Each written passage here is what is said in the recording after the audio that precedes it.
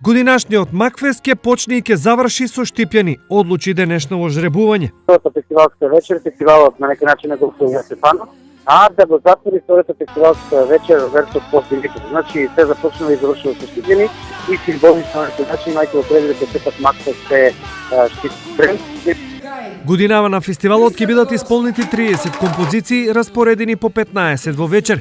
Освен најпопуларните имиња од македонската поп сцена, во Домот на културата со свое шоу ќе се појави и победникот на X Factor, Даниел Кајмаковски.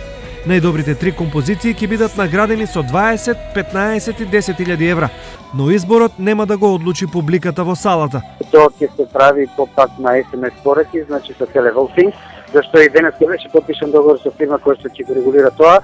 Еден телефонски број може да гласа, односно на сим картичка да гласа за еден представник, може да гласа и за сите, меѓутоа два пати, по втор пат од еден исти телефонски број нема да може да се гласа за исти пејач. Целата манифестација ќе биде организирана со 10 милиони денари, од кои 7 се обезбедени од Министерството за култура, а 3 од општина Штип.